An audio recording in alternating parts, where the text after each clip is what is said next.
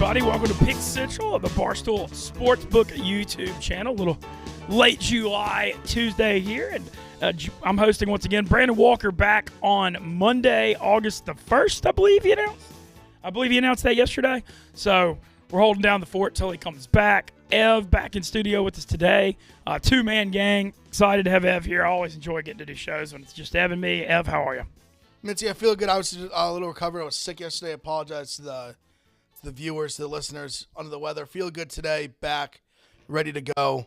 Subway Series starts today. A lot of good baseball. Had UFC over the weekend. So feeling good. Recorded a nice recap episode, Spinning Backfist. That's at my mom's basement. Check that out right now. I tweeted out this morning. I'll tweet it out again later. But really good episode. Just talking about all the events that happened this weekend. Patty, Molly was... What an event. I don't know how, I'm sure Jack Mack touched on it a little bit yesterday. I mean, they really, I don't know how many people that are Barstool fans that watch the prelims because they started so early, but Patty, especially Molly, who really kickstarted, they really saved the show. It was kind of a dud of a prelims, we're being totally honest. A lot of decisions, a lot of not the most exciting fights. Obviously the main, you had the leg snapping. Yup, of course. And then, but Molly came in the second, and even the first fight in the main card wasn't stellar from an action perspective. And then Molly came and just stole the fucking show. She said it herself. I was not pessimistic. I love Molly, and I think she's a very talented fighter, but it was that she had such an incredible knockout in the last fight in London that I was worried about the ability. It's almost like, how can lightning strike twice? And she said it in her post-presser. She literally made lightning strike twice. Even lands the spinning back elbow again that leads to the big-time knockout. Unbelievable performance by her, obviously jumping in Dave's arms and everything. Then Patty comes, faces a little adversity in the first round, gets a big finish in the second round, gives a phenomenal speech. My condolences and hearts out to his friend that passed, unfortunately. Actually, two of his friends, unfortunately, that passed. Oh, wow, I didn't know that. And so he gave it, honestly, I'd give even more credit to him for showing up and performing big time out of the big stage and big lights. That, I don't know, I guess if you were at the concert, you might have missed. So one of his friends, apparently he got news about a few hours before his weigh-in on Friday morning that one of his close friends had unfortunately taken his own life. Very, very sad. Of course, prayers out to him and his family and all his friends and everything, and Patty. And he gave a very, very impassioned, heartfelt speech about mental health and the stigma around men not talking to this. Yeah, I saw the fight. I'd rather my friend cry on my shoulder than have to go to his funeral. So really, really powerful stuff. Really appreciate about a guy like him who obviously people see kind of the brashness and the, hey, I'm going to knock this guy out. After I finish, I'm going to teabag him. But it was really nice to see kind of the human being he is. We've got to see a little bit with him coming in the office, how nice of a guy he is. Super nice to everybody. But it was really cool to see that side of him and kind of putting out a very powerful message to the people. So overall, I mean, they absolutely crushed it, stole the show. The two of them together are just unbelievable. It was a clean sweep for Barstool, 2 finishes, 2 great performances. They both got big $50,000 performance bonuses on top of their winning show money. Well deserved. Also, Drake, I don't know if you saw this. Game Rolexes, right? Yeah, so Drake bet, it was he basically won over, I think he won almost $1.5 million profit on the parlay of the two of them. And Molly made she was hitting the booze after, made a hilarious video on her Instagram story and tagged him in it. And so there's a lot of talk about kind of the Drake curse and that from the teams he likes to lose and him being bad at betting. So a lot of people were talking shit when Drake posted the ticket that he was parlaying the two of them. And she just had a really funny video after. She said, Drake, we broke the curse. We broke your curse. Can I have a rollie, please? And then he responded to 2 rollies for the Scousers. So that was that's insane. That was I said it was funny. I said it to Robbie. I was like, I feel like I'm usually the guy that was ever scared to ask for things, or ask for something big like that. But I mean, if you ask, you shall receive. So. Look, I know. It's kind of one of those things in life. It's a weird thing. What do you feel comfortable asking for? But a lot of times you're just free rolling, I mean, they're probably going to say no, but they might say yes. And if it's like the hot girl when you're in high school. Not asking is just as bad as asking and getting shot down. Yeah, you know what I mean. So you might. As well hey, he just made $1.5 million on you. He's got that funny money, so she shot her shot and she came up big. Awesome. Got maybe first Pick Central appearance for Meek Phil. Yes, sir. That's me. Well, appreciate him coming in. We've got Mets and Yankees In the mic, Meek. That's me. Yep. Yeah, we got Mets and Yankees coming up starting tonight. Yep. Is it 3 games? Two games. Two games at Citi Field. Okay, and so we wanted to make sure we hit on that, and I wanted to get a Mets perspective today, especially with Rico. Rico's back tomorrow. Yep. Starting tonight, I saw the pitching matchup tonight. It was pretty near even money. I know Walker's going for the Yankees. Oh, for the Mets. I'm sorry, for the Mets. Yeah, Montgomery's going for the Yankees at Citi Field. I mean, obviously, this New York thing's pretty new to me, but I mean, when's the last? I mean, has it been since the Subway Series and the Yankees and Mets were both this good at the same time? I mean, this atmosphere's got to be electric. It's tonight. actually the first time in history both the Mets and Yankees are in first place at the time of the Subway Series. Yeah. So, man, that's going to be awesome. I mean, so Citi Field should be sold out. Yeah, I think John Heyman already announced it's going to be a sellout tonight. So, nice. How are?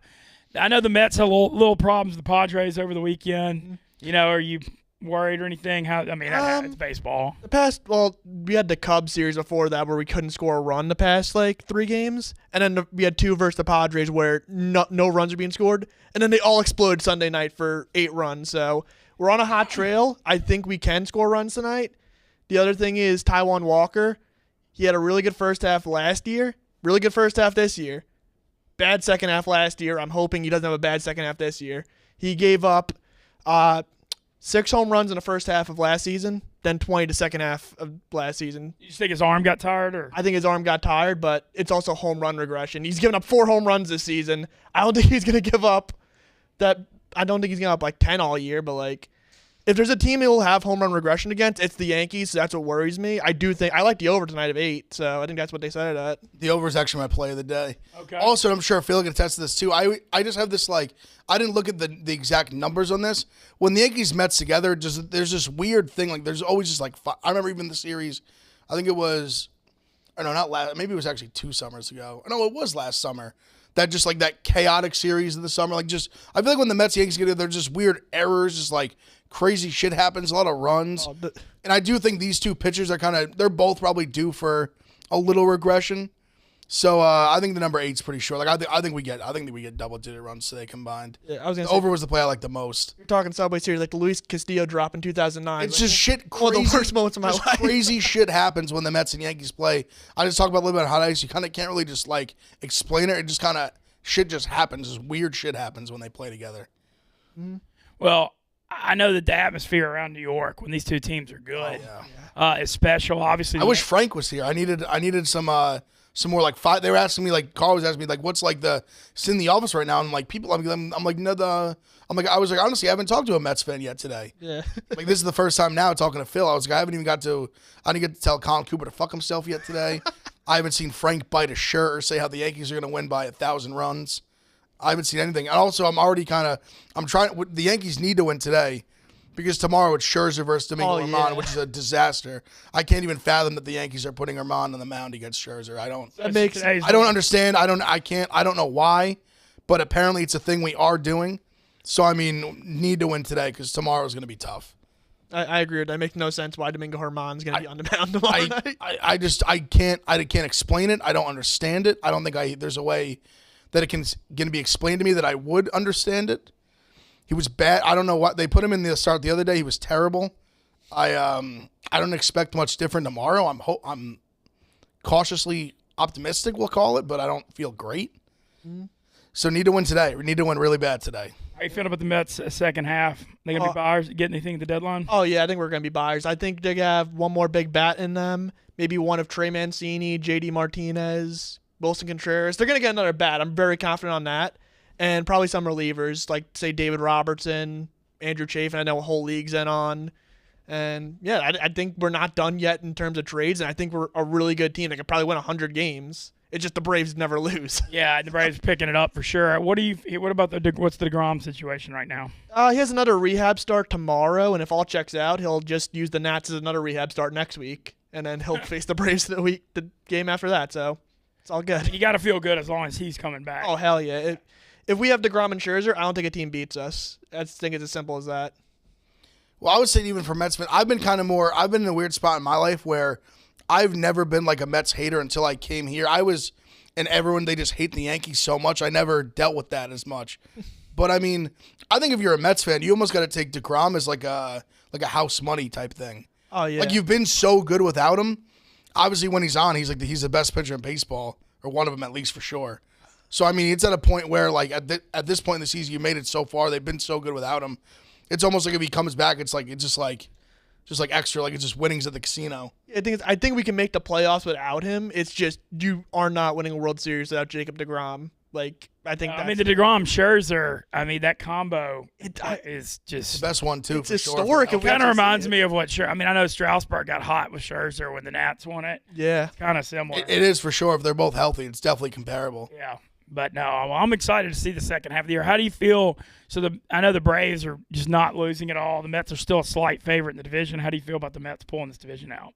I think when all is said and done, they will win the division. This is going to go right down to the wire, like game 160, 161. Like, it's going to be tough, and it's going to be decided by our head-to-head matchups versus the Braves. We played them 12 more times, a 5-game series at Citi Field next week. Oh, wow. 5 games? Yeah, it's going to be – that's next Saturday is actually our Barstool at the Ballpark outing, so that should be a rowdy crowd. That's next Saturday? Next Saturday. So the series is what? If it's 5 games, is it Thursday, Friday, Saturday doubleheader, then Sunday. Wow. Wow. Yeah. That's going to decide a ton. Yep. A 5-gamer? Mm-hmm.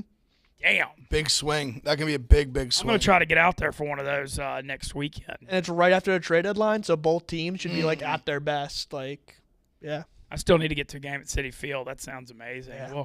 Well, awesome. I just wanted to have you. Thanks for coming in and coming by and talking some Mets, man. Anytime, Yeah, man. Appreciate it. Hope everything's going good for you at Barstool. Checking the Frank facts. Yeah, I'm checking the Frank's facts. Thanks for having me. Yeah, absolutely. Appreciate it. Mets Yankees starting tonight. The Subway Series. Lots of hype to say the least. We're going to get into a lot of football today as well. We came out, so Fantasy Football Factory Pod released our first episode today with Shay and me, making a couple of tweaks. We're using it really as a vehicle for the sports book this year.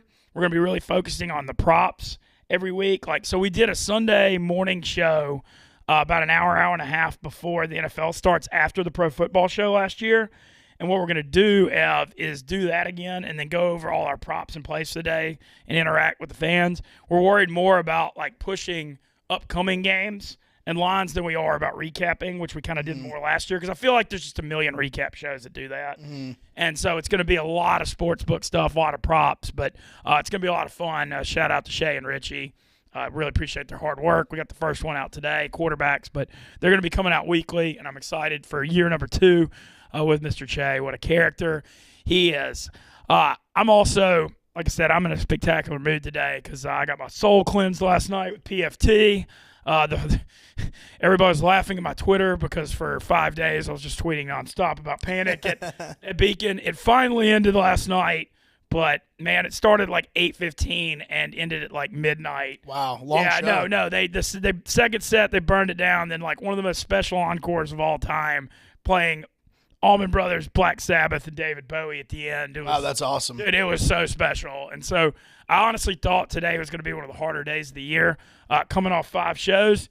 But I feel like my soul's cleansed. And there we go. PFT feels good. PFT had a blast too. And, it was really fun getting to take him to that. And just feeling good and excited. And, ready to start talking about, we've been talking a good bit of football. But kind of getting in the spirit of this thing, Ev. 32 days college football, Mincy. Yeah, 32. 32 just I didn't realize Northwestern and Nebraska were playing in Ireland. Yes, sir. They're playing in Ireland. Yep. Nebraska's 12-point favorites. Yeah, Northwestern's not very. No, they should be tough. And I actually see I'm sure a lot of people are gonna think a similar thing with Nebraska from last year. They were just they were the best 3-8 team I've ever seen in my life in maybe any sport ever. I think they're gonna be better this year. I think they're gonna as an Ohio State fan, there's a part of Nebraska I kind of have this soft spot for them after what they went through last year. They were they just had so many balls bounce against them. They just made so many mistakes in crucial moments. They could have beat Michigan State last year. They should have beat Michigan last year. They were really competitive with some really, really good teams where they were in the driver's seat in the fourth quarter and just fumbled the ball away or just made big mistakes that cost them the game. So I think they're going to be much better this year. They have Casey Thompson, the Texas transfer, is going to come in and be the starting quarterback instead of Martinez. Maybe it was good for Martinez getting new scenery. He went to Kansas State, and he's going to start. And they always. And I always thought, I think he's interesting because when he's bad, he can be really bad. But when he's good, he also can be really good. Can be very inconsistent, but he definitely showed flashes. And Casey Thompson is kind of an interesting guy too. That I think if he could come in and play a little more consistent, I mean, he has shown the ability that he can be really good. He can sling it. So I think they've got a good amount of talent there. Scott Frost is.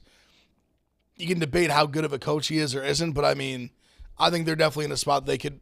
I think they have a chance to be much, much better this year. Man, when I look at them, I mean, they were 3-9 last year, but how many games did they barely lose? I mean, it was like they had so many games where they were the rat line of the week. They could have won. I'm telling you, they should have beat Michigan. They literally fumbled the ball in the possession and gave Michigan a short field. They win the game. They blew the game against Michigan State. It was who they had a couple. Oh, Iowa at the end of the year, they were up like 21-3 or something like that. Totally blew that game. They had a ton of games against some really good teams, some of the best teams in the Big Ten, that they just screwed it, just pissed it away.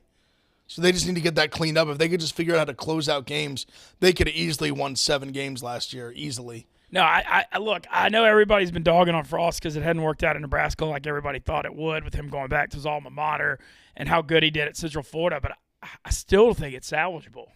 I really do. I don't think they're that bad. No, they have you when you watch them, they have talent. Like you see it, like they have good players. Listen, the old Parcells quote, "You are what your record says you are." Totally agree with that, but still, they have so much more potential than a 3-8 football team. They were so much better than that, and they definitely they had a good defense. They have talent on offense. Good old, they were able, they could do a lot of things. Even though Martinez made plays, they just had weird games. Even if you remember, Mincy, that first game of last year, they played. Actually, they played in week 0 last year. They played that Illinois game. I think might have been the first game of the entire season. I think it was like a noon kick or something like that, and they totally shit the bed in that game. Just gave up weird scores at the end of the first half that just kind of sent them tail spinning. I don't know. Frost has got to clean that shit up though, because part of that's from the top down. Even when you have physical things like fumbles and things like that, that's just shit you need to, as a whole, as an organization, just need to clean up. That's just shit they need to just get figured out.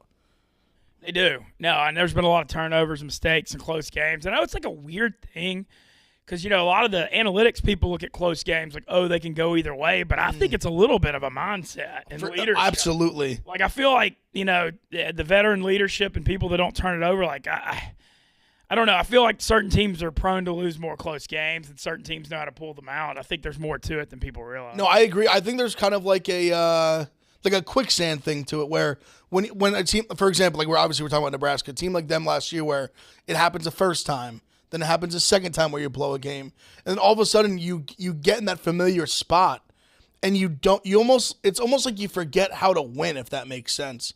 I remember even going through that in high school football teams where you have a team that's good the year before, you have one game where you blow it at the end, then it happens again, and you kind of get in this familiar feeling where you're like, oh no, where you get in crunch time of a game, maybe you're winning most of the game, you let up a late touchdown, or they start to come back in the second half, and the feeling just feels familiar, and you're like, oh shit, we're back in the same spot.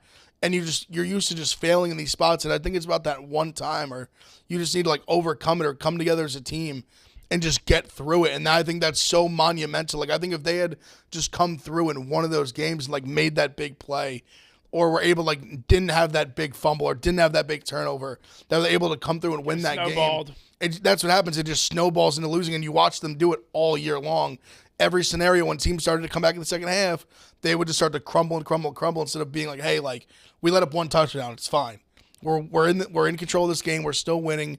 Got to just play smart, but still play aggressive. Because I think that also happens too, where when you're so used to losing and you have that lead in the second half, you start playing more conservative and you're not as aggressive. And you playing aggressive is what got you the lead in the first place. So you start playing different. Then the other team is more aggressive. They make some plays. You get down on yourself, and they just take the momentum and just run with it and just win the game. So, that's the biggest thing. And that's the thing where you can have, like I said, you can have all the talent and you can have all the playmakers and this and that, but that's a mental thing. And that's a thing from the top down you got to get figured out. Well, looking around the rest of the Big Ten, I'm curious because that West is looking pretty wide open this year. For sure. I'm curious, what team do you think could step up? I think Wisconsin's taking a step back. Yeah, that's what a lot of people seem to think. Even though with Wisconsin, I I've heard that quite a bit, and I agree on some level. But they're a team, even though they lost a lot of talent on defense, and they had obviously a phenomenal defense last year, they're just a team that kind of always looks the same. Like they just do a really good job. Like a system. Like just a great system. They recruit well in the sense of they know the kind of guys they want. Like they might not get a top 5, 10 class in the country all the time, but they know the kind of guys they want. The good, big, burly offensive linemen, good, stout defensive linemen, good linebackers. The only place that I thought they really, really struggled last year was they just had no playmakers on the outside. And I know they're not known for that, like long-term in the history of their program, but last year it really, really stood out. Got to watch them a few times in person, especially. I remember that Penn State game. Penn State game stood out to me, and really, I got to watch it in person because we did the college football show. There was the Notre Dame game. Their ass whooped. They just and they weren't most of the game. The score ended up being ugly because Notre Dame had like pick sixes and some long touch. They returned a kickoff for a touchdown late, pick six, stuff like that. But you just notice on the offense, like when they got deep, when they had gotten like these, if they didn't get into like 2nd and 3, 2nd and 4, they struggled so much because they just had nobody on. They had nobody on the outside that could get open. They had nobody on the outside that was like could consistently beat one-on-one coverage, and that was such a problem. And they have a great run game. Like Braylon Allen was great last year, really young. He's going to be back. He's going to be a great running back, and their offensive line is always good. But Mertz is a massive, massive question mark. He was so good that first year. That first game against Illinois, he was unbelievable. People were talking about him being a future Heisman winner. Then he gets COVID, kind of doesn't have a great next year or end of that season. Then last year he was awful. So I think he's probably the X factor of the whole team. Is how good he is really going to be a big factor in how good the team can be. But they need weapons bad. I'm not sure. I need to look a little bit more into kind of if they got anybody coming up or if they got any transfers coming or anything like that. But they really struggle with the weapons on the outside. They got to run them and play defense is what they always do. But I think their ceiling might be a little lower than it has been the last few years. I want to ask about the East because, like, obviously Ohio State's a massive favorite. You look at the country right now, the national landscape, Bama and Ohio State are top 2 by literally everybody. But I want to ask about the other teams. You know, you look at Penn State, Michigan State. Who do you think's the biggest threat? Penn State, Michigan. I might say Michigan State. Because Michigan State, I'll say definitely out of those three is the best quarterback play in my opinion for sure. I think Peyton Thorne. Me last year. I think Thorne is probably one of the more underrated quarterbacks in the country right now. And I really noticed, like I saw like Unnecessary Roughness put out a few lists of like ratings in quarterbacks in the Big Ten. I think on anybody's list he should be no lower than 3. I think Stroud obviously is going to be 1. I think he's clearly the best quarterback in the conference, but I think no one should be ahead of him. Ahead of Thorne, besides maybe Aiden O'Connell. Really, really like him at Purdue. He's very, very good. But I don't think anybody should be 3 over Peyton Thorne. I mean, he's very, very good. They did have some weapons last year. Obviously, they lost some weapons. They lost Kenneth Walker. But we'll see. I mean, they should still be very good. So I would say them just because I think they have the most I can lean on that I trust.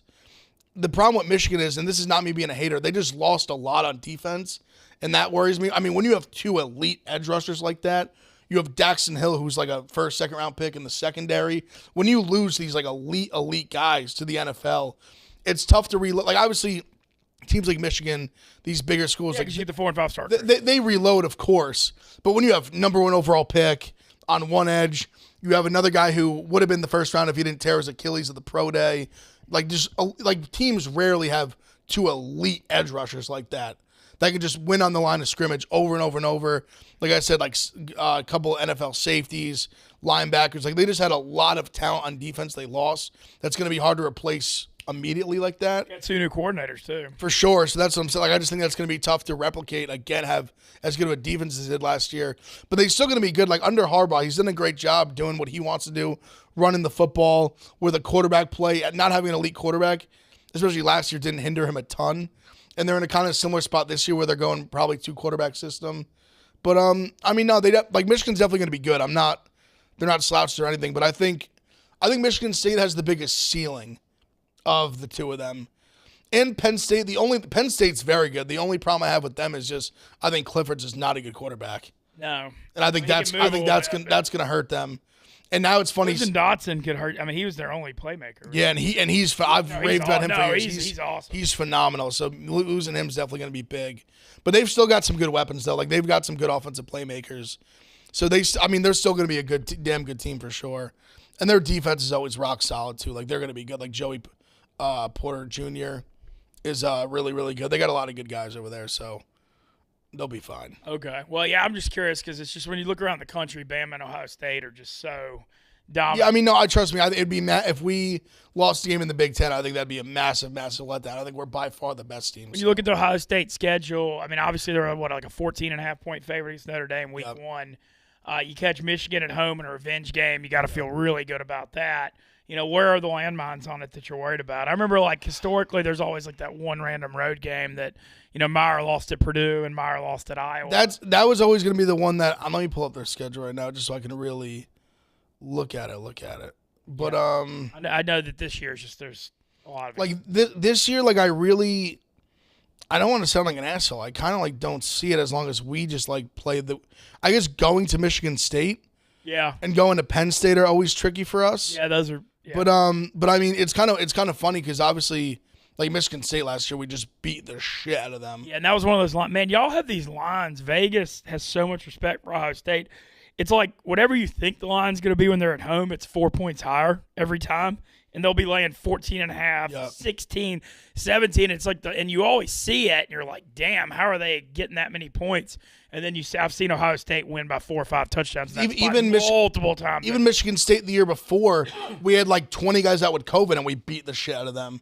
But so I could see Michigan. I don't know. Michigan State could be interesting because I guess we'll see this year if it's just one of those where we just have their number entirely, or I could see this being a pushback year where. I hope we're not in a spot where we go in there undefeated thinking we're just going to beat the shit out of this team. We did it last year, did the year before. We're going to beat the shit out of them, and they come in fucking hungry, ready to go, like remembering that ass kicking they got last year and not want that to happen again. So I think that and Penn State just on the road are probably the two trickiest. I'm really glad we're not going to Iowa because Iowa's just one of those weird. Yeah, it's a weird place to play. Really glad that one's at home. They do such a good job at Iowa when you go there, dictating the tempo of the game and making you play their 20 to 14 grind. Always just great defense, like always going to make it tough on you. Huddling, shorten the game, less tempo. Yeah, so I'd say if we can get through that, the end of the schedule is like then it literally just goes Northwestern, Indiana, who both those teams are going to be awful. At Maryland, so much for Indiana. Remember when they had two? Yeah. I really like Tom Allen, man. They just fell off a cliff, and I just don't think they're. I think this year they could be worse. They're going to be bad. I think they're going to be really, really bad. I think their win total is like 4.5. Yeah, I just remember. I mean, they were like America's darling the COVID year in 2020. Everybody loves everybody. Well, they beat Penn State in that crazy game week one. Yep, they got OT them going. game. Yeah, that OT game that got them going. But man, it seems like they've fallen in a hurry. I also want to touch on just looking around the SEC a little bit because Bama this year, it's the only thing that just annoys me about college football. Like when I saw Bama lose that Georgia title game, I was just like, oh crap, we know it's coming next year, especially with Bryce Young and Will Anderson back, and they had Elias Ricks, the LSU transfer cornerback. They're going to be just spectacular.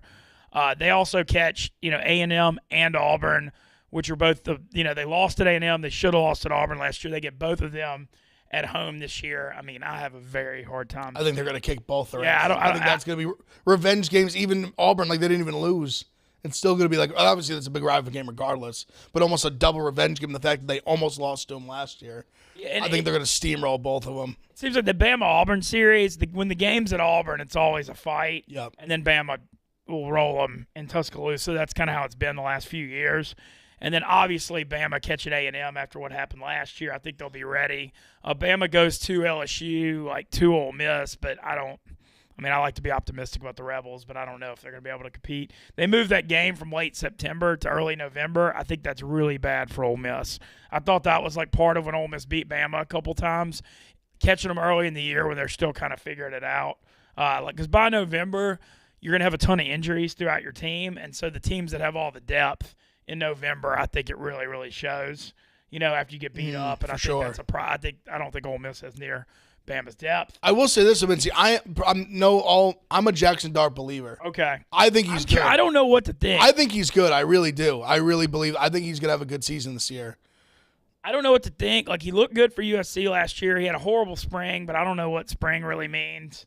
So I believe Lane Kiffin will coach him up. Supposedly it's a battle with him and Luke Altmaier right now. Oh, interesting. Okay. I thought he was kind of like. No, definitely not in spring. And he didn't assert himself at all. Altmaier was a 4-star freshman last year, got tossed in the Sugar Bowl. And That's right. I remember. You can't blame him for that, though. I mean, he gets tossed in against Dave Aranda's defense in the Sugar Bowl when he had tough spot. Yeah, you can't blame him for any of that. But I think it's more of a battle than people think. And like at first, he actually played a little bit better at the end of the game. I remember too. He settled in his zone a little bit. But I think it's more of a battle than people think. What's interesting is talking about the SEC West because, Bama's going to be number one, and then there's all these questions about all these other teams.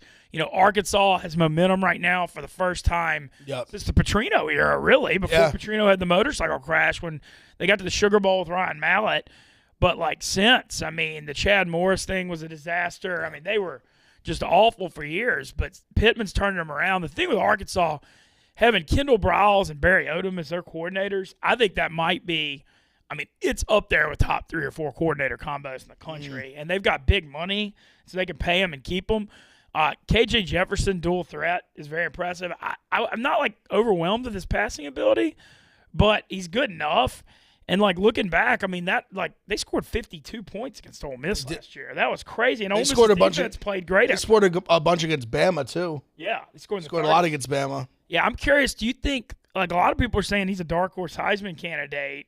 Do you think that's a stretch, or can he – losing Traylon Burks ain't going to help? Well, that's a point I was going to bring up. It's easy to even kind of pick up some of those passing flaws when you have just an elite first-round NFL talent like that. So that's something I question. But, no, I could see him being a dark horse Heisman candidate. The only problem with that is in terms of, actually winning, it's so tough when you're just going to have, a Stroud and, a Young and even Will Anderson and some guys like that. It's those quarterbacks for big teams. Maybe if they're able to, say, go knock off a big team like a surprise and go beat a Bama, obviously that's asking a shit ton. But, no, I could see him having a good season. I do think he's a very good college quarterback. But I'm just curious how he's going to adapt not having that elite talent on the outside that you can kind of just – that's going to get open deep and that you can just throw the ball to. He's going to go get it. Just a freak talent like that. No, that's going to hurt, but I do think with Kendall Briles and the running game design, they've got a big offensive line. They're still going to be pretty good. The thing with Arkansas this year is interesting is their schedule is murder because they always have a tough schedule playing the SEC West, but then they got – you got to feel pretty good about them catching Cincinnati week 1. Cincinnati had a really senior-laden team last year. For sure. So they're going to be – they're going to be good with Fickle and coached up, but you got to think that they won't be playoff good this year. No. Should still be a tough game, though. I agree. No, that's going to be tough. And then at BYU, why would you schedule that? At BYU, you want to talk about a tough place to play. Yeah, but you're in that. I don't get why you schedule that. Especially they bring him back a lot this year too. Yeah, at BYU is going to be a good football team this year. And at home, that's a weird place to play. Provo, there ain't nothing going on but going to that whiteout, baby. There's that is going to be a packed house. Arkansas coming to town, they're going to be fired up. Yeah, like I said, I just don't know why they schedule that because I don't know that it's good for college football to have games like that. I'm not saying that, but if you're Arkansas and you're already playing Cincinnati in an 8-game SEC schedule. Yeah, that's too tough out of conference games. Very tough. Very tough. Top 25 teams. BYU could be top 10 or 15. For sure. They could definitely I agree, man. No, BYU is going to be really, really good. I didn't understand that, but Arkansas, when you look at the argument over the second best team in the SEC West, we'll say Bama's one. You could say Arkansas is an argument. There's a lot to like about Texas A&M. The thing about A&M that I really want to give Jimbo credit for is under someone they were just really soft in the trenches. They were like a spread offense team, but you could run over them, all that. They've gotten tougher at the line of scrimmage. They are a lot tougher up front. Obviously they've got a lot of quarterback questions right now. I don't know if it's going to be Haynes King or Max Johnson or the really, really hyped 5-star freshman that I'm forgetting his name right now, but they're hyped about him for the future. That's going to be the big thing with them. But other than that, they've got a lot of talent. They obviously had the number 1 recruiting class. A lot of people are saying 2023, 2024 are going to be when A&M's compete for a national title. But, if Jimbo can get this quarterback thing figured out, they could be pretty damn good this year. I'm just curious. We didn't see a lot of Haynes King last year. He looked bad against Kent State in the opener. Then he was out for the year before you knew it. Saw a lot of Max Johnson at LSU last year. more bad than good, I thought. Just really holds on to the ball too long and is careless with the ball. I thought the turnovers were bad. Did beat A&M. Ironically, what a weird world we live in college football. Beats A&M in Coach O's final game and then transfers to A&M. Yeah, I'm not What's going on? It's just. Yeah, I'm not a big Max Johnson guy personally. I just feel like he really held. And then also his ball just hangs up in the air too long. It's like he floats it, I don't know. Something about that I didn't like. All right, we're going to check out the gambling merch at the Barstool store. Football season coming up. Positive vibes only. Lots of game left. Make your free throws and so much more. Shop now at store.barstoolsports.com. And then check out also, my bad, I just reread something too long. But go to gambling merch, Barstool store. Check it out at store.barstoolsports.com. Get some gambling merch. Also want to mention, in case you hadn't checked it out, Barstool's Most Dangerous Game. One of the best production shows we've ever done. Debuted Sunday night, getting rave reviews. If you haven't seen it yet, check it out. A lot of our coworkers went to the woods for a week. I got respect for a lot of people doing that because I'm not going to lie. That's not something I really want to do. No, I'm not a camper. No, I'm not. No. And, but man, Roan did an awesome job hosting it. Crushed it. And the reviews on it have been spectacular. So check out the Barstools. Episode 2 tonight, I think it's at 7 or 8. Yeah. Yeah, it is. And they've been doing, they're doing recap show. They're really embracing it and going all in. Yeah, Jeff T-Lowe's doing a great job hosting the recap shows. Him and Roan kind of did a little trade-off. Him hosting. Yeah, Roan was doing the Barstool versus America. And him doing the after show. So Jeff T-Lowe's doing the after show for this one. So check that out as well. I think it's immediately after. Yeah, the production's just phenomenal on this. Really good. Really, really good. Yeah, so check that out. All right, so what do you think about A&M? I'm like... I'm not a believer in them this year. I almost think how many games did they lose last year? 3? Lost 3 games last year? Or I think they lost 4. 4? They lost. I know they lost to LSU. They had the funny thing last year. The A&M classic thing. They went 0-2 against Mississippi and 2-0 against Alabama schools. And then they lost to LSU, Ole Miss, Mississippi State, which would make you think, oh man, crappy year. And they freaking beat Bama and Auburn. Yeah, I'm not crazy high on them. Like I don't think they're. I don't know. I don't think they're gonna be near obviously Bama's level this year. I agree. They're probably a year or 2 away. Obviously, they brought in a lot of elite talent this year and last year. They obviously still have a lot of question marks at quarterback. Who knows? Maybe they end up going with the 5-star kid early. Not really sure. They just got a lot of moving pieces over there. I think if you're the hype on A&M, you got this number 1 freshman recruiting class. If you're building to 23 or 24. I think you go with the freshmen if King or Johnson don't show you something early. Why not? If those guys are mediocre and not the future, then run the freshmen out there with talent. Let them take some lumps. We're living in a different era of college football now where freshmen play quick.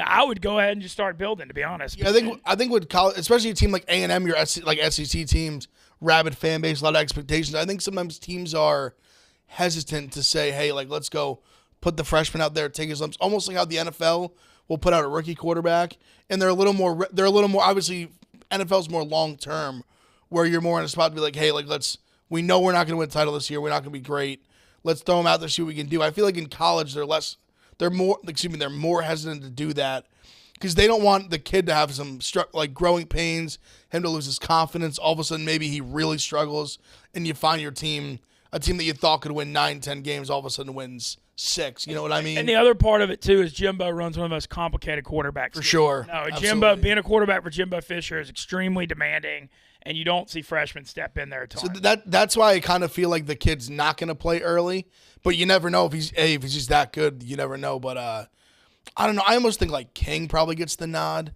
Mm-hmm. Like I said, I'm not crazy about Max Johnson. I'm really not crazy about King. Part of Max, he has a little brother that's a 4-star tight end that's coming as a freshman. I feel like that was almost a package deal, Jake Johnson. Yeah, it makes sense. But like I said, I'm not I really wasn't crazy about any of those LSU. I'm not crazy about him. Wasn't crazy about Miles Brennan. I don't know, just not That's a good transfer into the LSU thing because Walker and I obviously arguing. I obviously get all this crap because I used to work for ESPN Baton Rouge and grew up in Louisiana. From Walker, just nonstop. But on the LSU front, they crushed the transfer portal. Ole Miss and LSU were the top 2 of the top in it. And I just think we're living in this different era. I know LSU had massive attrition on their roster. I went to the Texas Bowl. They had 37 people dressed out in the game. I mean, that's insane what happened. But they got like 15 transfers. They've got 2 Arkansas DBs who are going to step in and start at safety. They got 3 corner transfers. They got talent on the D-line. I think Butte could be, up there with the Ohio State receivers, like the top one in college football if the LSU quarterback situation stabilizes. Look, I'm not sitting here saying LSU's winning 10 games, but I think the upgrade from all the stuff that happened behind the scenes with O after they won to Brian Kelly and I don't want to say professionalism, but kind of do. The way things are run, stricter. I think that's a massive upgrade, and I think 6.5's low. I mean, I know the Florida State game is going to decide a lot of it, but huge. It's already kind of a rat line. Yeah, no, it's 2.5. I saw that line, and I mean, because you got to think everybody public's going to be like, oh, LSU in New Orleans laying only 2.5. I saw that line, and it kind of got me sketched out. And the LSU quarterback situation's up for grabs. Jaden Daniels, Arizona State transfer, who can move more. Miles Brennan, who, man, talk about a snake bit career, sat forever behind Joe Burrow, started a couple games in 2020, was doing well. Even though they lost to Missouri, they scored 40-something points. It wasn't his fault. It wasn't his fault. Bo Pelini's defense allowed 600 yards. And then got hurt, and then last year got hurt at like a camp, like falling down at like a boat or off some stairs before the season. Missed the year. So now he's back. He was going to transfer, and now he's back for he's going to college as long as I did. But I'm really curious, will he start week 1 or Daniels? And then they've also got young guys in Nussmeier, and then Walker Howard's a true freshman. But that's a wild quarterback room to follow with those 4 guys. I'm really curious what Joe Sloan, who's my guy, figures out what he's going to do on that front. Well, that's what I was going to ask you. Like, who have you heard anything about who had the good spring or who's in the driver's seat? Because I would think Daniels didn't have a good spring. He was kind of learning the offense, and so people were saying that. In the spring game, the Nussmeier, the sophomore, looked really good, but he played against the third team. Yeah. So can you judge that? I feel like they're going to give Brennan the first shot, almost out of rewarding him for staying around. He stuck around and stuck it out. They added Daniels late. I don't know if there's pressure with this. This isn't fair, but I don't know if there's pressure within the program. But Brennan's from the Brennan family, which is iconic New Orleans family. I wonder if maybe he starts Superdome because of that. That's literally the Brennan restaurant family that runs New Orleans. I know that would mean a lot to the community if he started, but I don't know if that's a reason to start him or not. But I know this about Joe Sloan. I mean, he's told me this before. Brennan can't really run, and Daniels can, and he prefers a quarterback that can run a little bit. So whatever that's a hint. Well, that's something I was going to mention. Well, 2-part. I was going to bring up that point. Obviously, the X factor with Daniels and Brennan. Obviously, he's much more mobile. But Daniels joining late, like you said, is interesting to me too, because a guy like him who's started for a few years at Arizona State clearly wants to play. I would imagine he's trying to put himself in a spot to at least get a shot at the NFL. So it would seem to me kind of a weird move to go, especially making his choice last minute, to go to a place like LSU and think that there's even a chance where he's not going to be the starter. But obviously you never know. I know they didn't promise him the spot though. That's fair. I know that. I know they said, "Hey, you can come in here and compete," and he wanted to come to LSU and change it up. But they added him late. It certainly wasn't a promise on starting. I mean, that's an open competition, so it's gonna be fascinating to see. The other thing too, though, look at what happened to Brennan's health the last 2 years. I mean, can he hold up for 3 or 4 games? And so I think that's a big question too. They open with Florida State. You look at the rest of that schedule. I mean, obviously the Bama game's the biggest. They got Ole Miss at home. They got to go to A&M. Arkansas is tough. I think 7-5. I think 8-4 would be a great year 1. I think it's possible. I'm leaning 7-5. The question is how quick can the transfers? The transfer portal stuff, you don't have to develop these guys. You got these guys that are good. You just plug them in. They're good. So I think that they could be better early than we think. That Florida State line is a rat one. Let's move on to the Mississippi schools a little bit. I'll talk about State first. Pains me to admit this, but 6.5 seems low on Mississippi State this year. Will Rogers really came on strong late in the year. I thought he got exposed in the Ole Miss game. He doesn't have that strong of an arm, but he's great distributing the football. Like a Leach quarterback, it's like being a point guard, just getting it out quick, short. You're throwing a high volume of passes, but you're not necessarily pushing it down the field much. But that Ole Miss game was 30-something degrees and extremely windy, and it was a real problem for his arm and the fact that he wasn't that mobile. Like it really, I thought the weather like helped shut them down in the Egg Bowl, to be honest. And Corral has a much stronger arm and could run. And I thought that was a big part of it for Ole Miss. But now that Rodgers has got his third-year experience, I mean, that Auburn game, they were down 28-3 on the road, and he brought them back. Yeah, and they had some weird fluky losses, like obviously the Memphis. Oh, that should have lost. They should have won. They got totally fucked. I mean, I was laughing about it, but it wasn't funny if you were a State fan. I mean, they got shafted, absolutely shafted.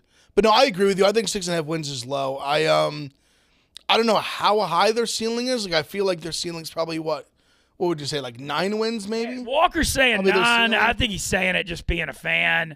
I think 9's a little bit of a stretch, but I could see if things broke right 8. They're always 9. Their D line's always super physical. Yep. I mean, State really produces D linemen, and so they're gonna have a pretty physical, good defense. So I mean, I think they could be pretty good. I mean, it's a wide open. The West is a little more wide open. They're gonna kick the shit out of Memphis in that first game. Yeah. They're like 16.5. And Leach teams do the Leach thing. There are these coaches that, like, he's such a great underdog, and then when they're a favorite, they struggle so much. And Leach has been like that at Texas Tech and Washington State. It's such a weird thing. Like, don't let Mike Leach be an underdog. But, man, when they're a big favorite, I mean, you've seen some rough stuff through the years. But I think State's in a good spot. Expectations are 6.5. I mean, I think 8-4 is possible. The Egg Bowl's in Oxford. I'm certainly enjoying getting to throw all these eggs at Walker, but – I'm glad it's in Oxford this year because if it was in Starkville, I'd feel like it was going to be tough. I mean, it's always going to be tough, though. There ain't no denying that. The Ole Miss thing, I want to mention some stuff on it. I don't think 10 wins. I mean, you never know. I think they could have a very successful year. I hope the fan base isn't expecting 10 wins again. That's a very special thing at Ole Miss, winning 10 games. It's the first time it ever happened in regular season school history. Schedule is weird. Really weak early, extremely weak. It's like Troy, an FCS team, at Georgia Tech and Atlanta and Tulsa first 4. So no big non-conference game. Really cranks up with Kentucky October 1st, and that's going to be a tough game at home that they really need to win. But then it gets like it's a Kentucky and then Vandy, and then it's just a freaking breakneck, just god-awful sprint to the finish with Auburn at home, at LSU, at Arkansas, Bama at home, at A&M, and then State. So it's like one of those things where I feel like Ole Miss could be 4-0 or 5-0 and ranked like number 12 and finish like 8-4 very, very easily with that schedule. Going to Arkansas is like always murder for Oxford. That one's extremely tough. Obviously going to LSU is tough. Going to A&M is going to be really tough after you beat them last year. Bama. It's so, I think 8-4 would be a successful year. I believe the over-under I've seen is 7.5 or 8, but I think 8 would be solid. The whole coaching staff turned over. You got a new offensive coordinator, new defensive coordinator, new strength coach. As long as Lane's there coaching offense, though, I feel good about the quarterback thing. The defensive coordinator thing's what I'm worried about. They hired Chris Kiffin, who was the Cleveland Browns defensive line coach, former Ole Miss D-line coach, Lane Kiffin's brother. I thought he would do a great job. He came back to Oxford for 6 weeks and saw the NIL stuff and how much college football's changed. And I don't want to say hung his brother out to dry, but he's like, I'm going back to Cleveland to coach Myles Garrett in the D-line. So Ole Miss had to scramble after everyone had made their hires and hired a Western Kentucky coach as their defensive coordinator. I'm a little concerned about that. I'm not going to sit here and lie. DJ Durkin last year, say what you will about everything that happened in Maryland. I'm not getting into that. He did a freaking epic job with that defense. I mean, what he did against A&M and State and the way even Baylor, like the Sugar Bowl, the way they played down the stretch and improved, I thought the defense was so well coached last year. They were one of the worst units in the country in 2020, and they improved, and that was a huge part of the success last year.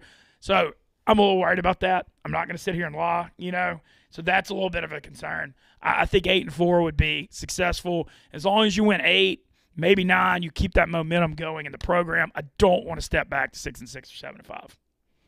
Fair. Honestly, the one team I want to talk about who I think is kind of like they've gotten a lot of hype because of the quarterbacks getting so much hype. What do you think? How do you feel about Kentucky? So I think they're going to be solid. I just think they're like that solid. I know this is the first time they've been hyped on the quarterback stuff since like Hal Mummy. And it's kind of like out of nowhere-ish. They've been physical and tough on defense. So what's going on with the Kentucky? Really good run game, too. They hired one of the Rams assistants, McVay, before last season. And so now he's coaching up the quarterback thing to give him more of like a pro style. And last year, Levis, I thought, showed a lot of flashes. He played well. I mean, he's a big guy. Like he's an NFL size. Yeah, that's what I'm guy. saying. He's got the NFL attributes.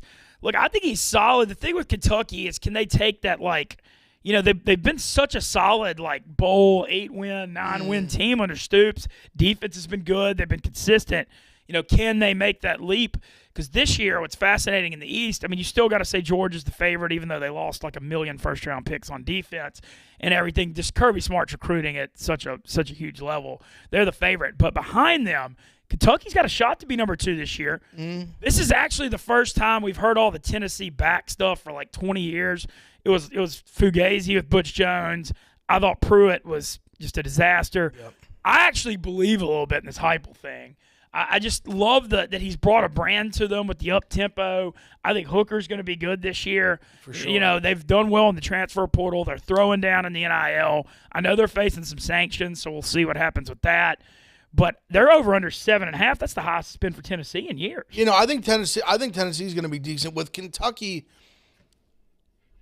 my problem with Kentucky is, even though they've been a team that I've enjoyed watching, and I've liked betting on them. But my thing with them this year is 2 things that they're missing on offense that they've had the last few years is no Wendell Robinson, which I think is going to be a big loss because he was such a majority of their passing game, and not having a guy like that, like an elite guy that's like a strong NFL talent that you can just get the ball. Whenever they were in trouble, third down, anything, Wendell Robinson, you can just go to him, and they're not going to have that this year. 2.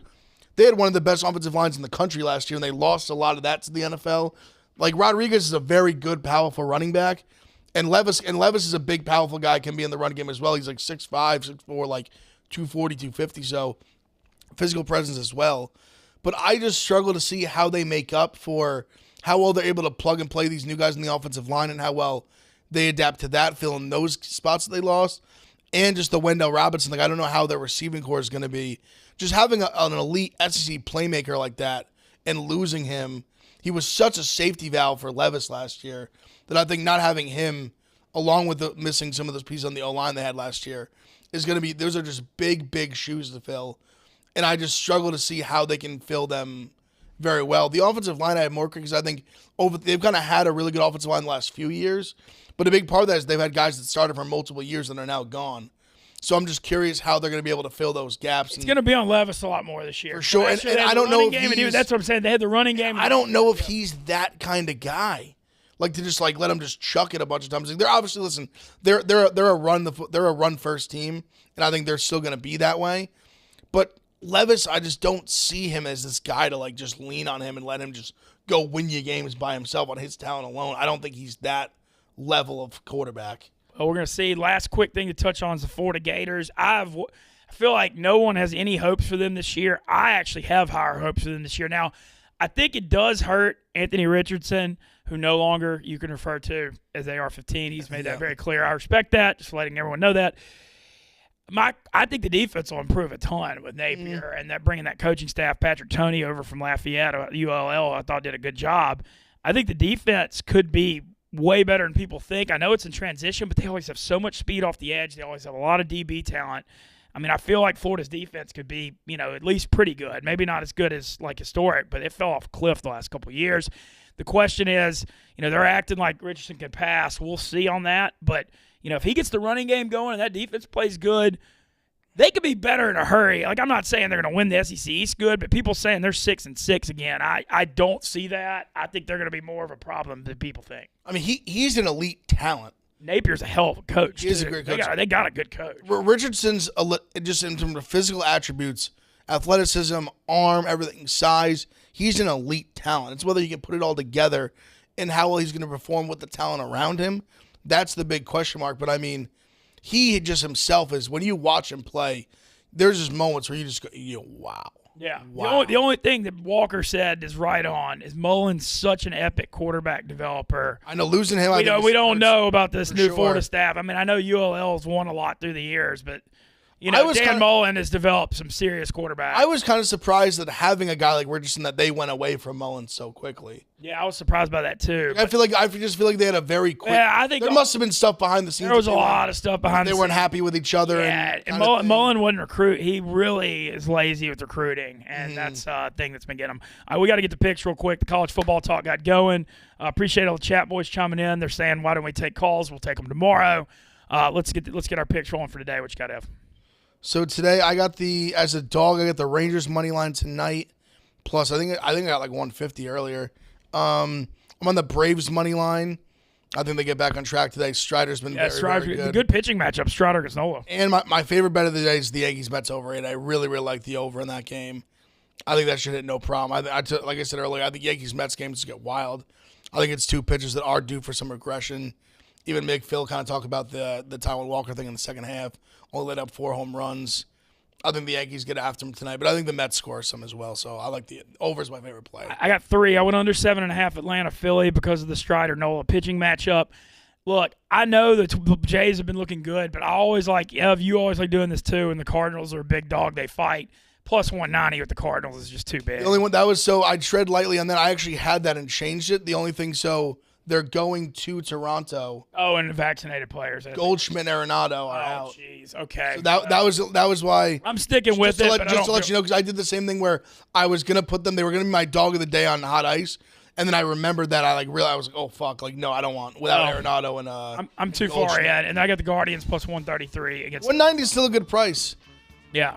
Those are my picks. I want to thank our crew, Zaw, TJ, as always. Stay tuned. The Yak is up next. We'll have Rico back tomorrow, and we'll take calls on Wednesday, and it's going to be Win Total Wednesday. Let's go. Stay tuned for the Yak.